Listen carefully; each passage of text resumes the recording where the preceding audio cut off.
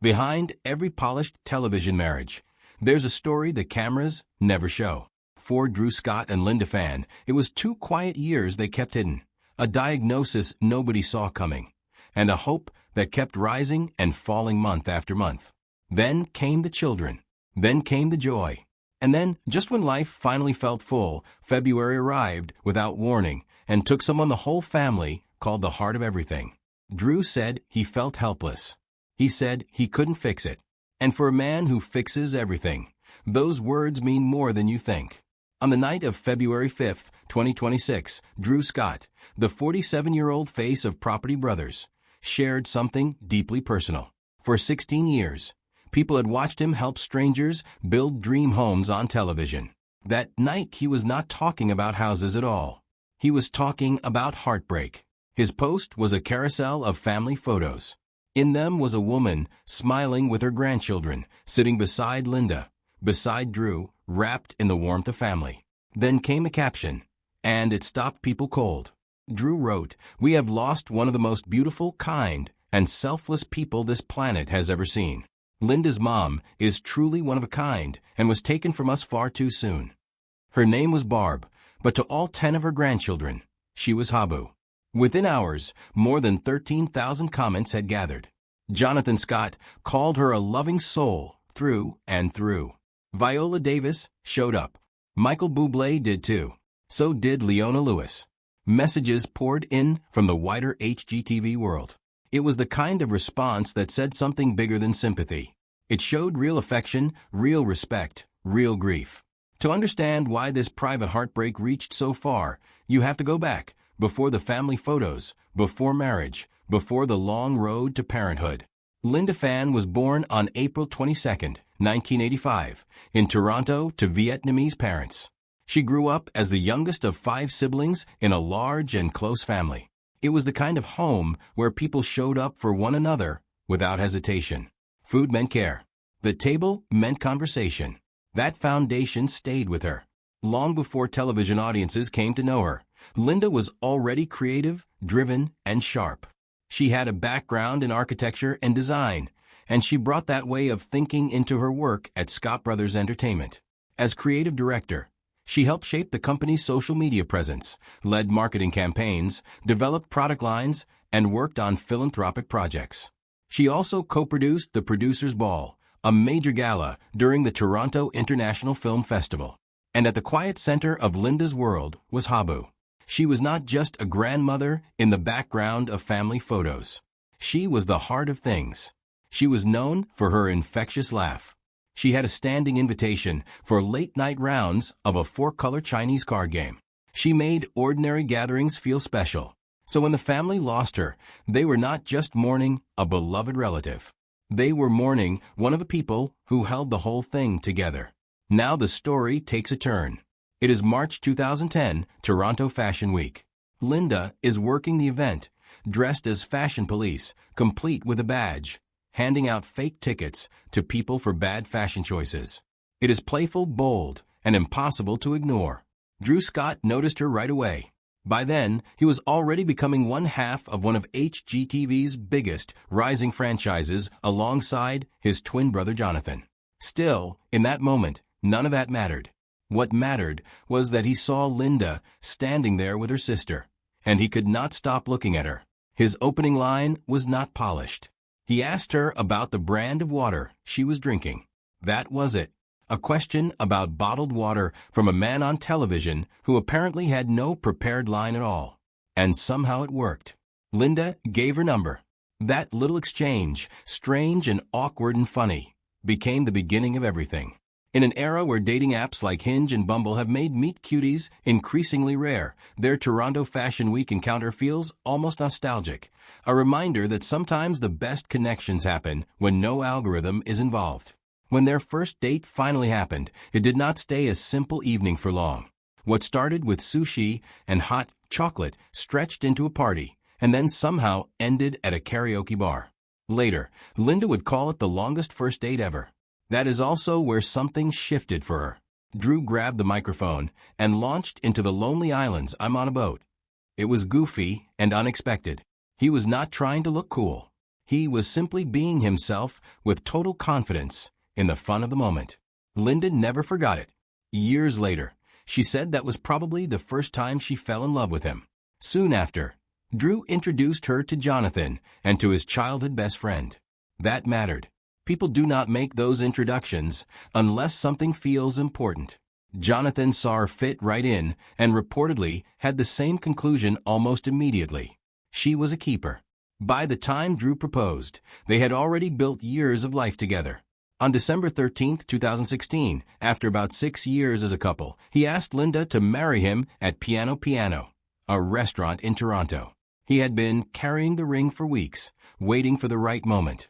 Instead of giving a standard proposal speech, he recorded his own version of Train's "Marry Me" and arranged for it to play in the restaurant as he got down on one knee. He also had a custom cake made with the words, "Oh, the places we'll go," a nod to Dr. Seuss because Linda loves Dr. Seuss. She said yes. In October 2017, they moved to Los Angeles. Drew renovated their first house there, which felt fitting in every possible way, and the process became the show Property Brothers at Home, Drew's honeymoon house. Fans got one of their clearest looks yet at who Drew and Linda were when life felt more personal than polished. Then came the wedding. On May 12, 2018, they were married in Puglia, Italy.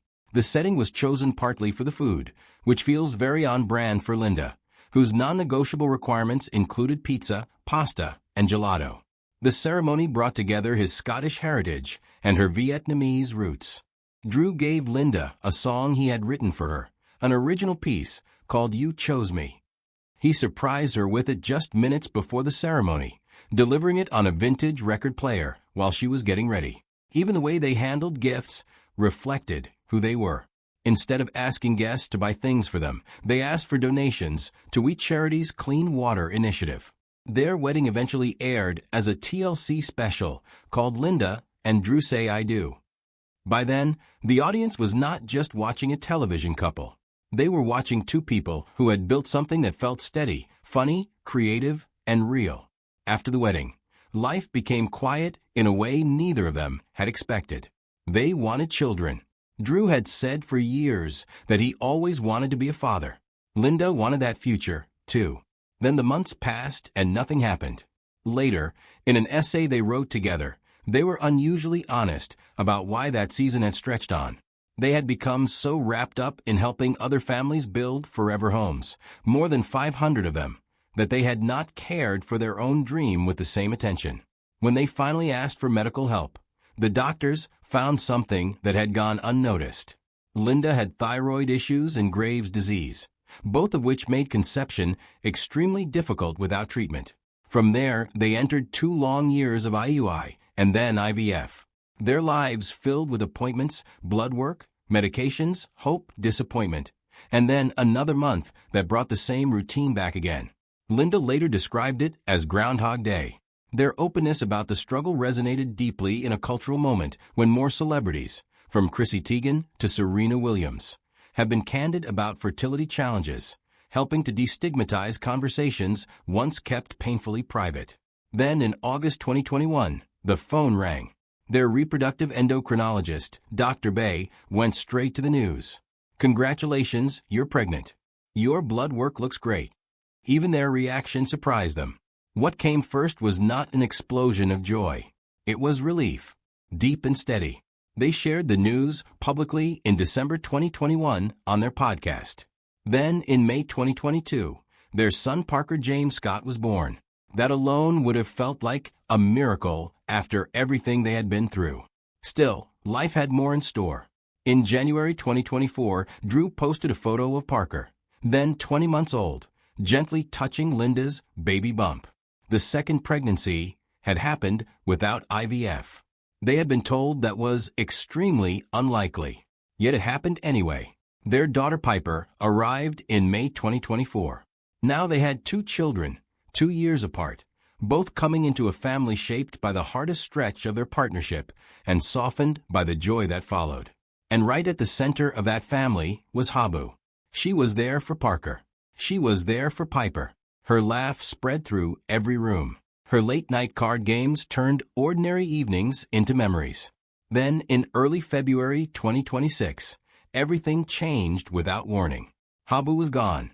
Drew shared the news on the night of February 5th in a social media post that drew 13,000 comments overnight. Weeks later, when he sat down with People magazine, he chose his words with care and kept them few. He said it was very sad. He said it was very unexpected. That was all. The family never made the circumstances public. No cause was shared. No detailed explanation was given. They chose privacy, and they had every right to do that. Instead of focusing on how she died, they turned their attention to who she was. Drew wrote that he felt helpless trying to comfort Linda and her family, but that the memories of all the beautiful times with Habu would live with them forever. He wrote that she had always been there for all 10 grandchildren. Then he said the hardest part was knowing she would not be there to see Parker and Piper grow into strong and compassionate adults like her. That detail cut deepest. It was not only the pain of losing her in the present. It was the pain of knowing what the children would lose in the years ahead. In the weeks that followed, the family leaned into Linda's Chinese cultural traditions. They held celebrations of life at the temple and at home. The whole family spent that month together, including Linda's father, surrounded by all 10 grandchildren. Grief did not push them apart. It pulled them closer, because being together was how this family had always moved through life. Linda remained private through it all. Drew carried the public words, and the family stayed close around the loss. Jonathan's comment on the Instagram post captured the feeling simply. He wrote that Habu was a loving soul through, and that they should always remember and feel the love she shared. The larger community responded too. Viola Davis, Michael Bublé, Leona Lewis, and many from the HGTV world reached out. Their support did not gather around celebrity. It gathered around something far more human. People were responding to a husband and wife who had spent 15 years sharing a real life in public, and who were now carrying real pain in private. 9 days after the first post, on Valentine's Day, Drew turned his attention fully toward Linda. He called her his rock through the good times and the painful ones, through the tiredness that comes with raising 2 small children, through work, and through the sudden heaviness of grief. Linda herself said nothing publicly, and she did not need to. The way Drew spoke made room for her without speaking over her. He spoke from his own heart, and in doing so showed the strength of the partnership they had built. The family's choice remained steady through all of it. They did not explain the loss. They kept Habu's presence alive. Instead, they held on to her laugh, her card games, her generosity, and the way she showed up for every one of those 10 grandchildren. Life kept moving. Only weeks after the loss, Property Brothers Under Pressure premiered on HGTV on March 15, 2026. Drew and Jonathan were back on screen, helping families make some of the biggest decisions of their lives while carrying one of the hardest seasons of their own. Work continued. Mourning continued. Both moved side by side, which is often how life really unfolds. Then, in June 2026, Drew shared something new. He called it his Blueprint for Life series. In one post, he spoke about a moment with 4-year-old Parker that hit him much harder than he expected. Parker had run away from him, not in play, but for a more painful reason. Parker had started to see him as the person who was always on a call, always looking at the phone, always slipping into work mode, even while at home. Drew stood there and felt the truth of it. He said it was heartbreaking. He said it became a wake-up call for him to stay off his phone when he was around the kids. That moment says a lot about where this story has gone. Here is a man who spent years building homes for strangers, who sat through 2 years of fertility treatment beside his wife, who is now trying to support her through the loss of her mother, and who has reached a point where he is reshaping his own schedule so his 4-year-old son feels his presence. It begins with the Fashion Police Meet Cute in 2010. It moves into The Longest First Date. Then comes the song at the Italian wedding. After that comes the endless cycle of IVF appointments, the strangely calm call from Dr. Bay, the joy of Parker, the arrival of Piper, and Habu standing near the center of all of it. The resilience that carried Drew and Linda through years of fertility setbacks is the same resilience carrying them now. It grew out of the life they built together over 15 years, through one difficult season after another. So when the hardest season arrived, they were not standing alone. They had each other. They had their children. And they had the room full of people who showed up.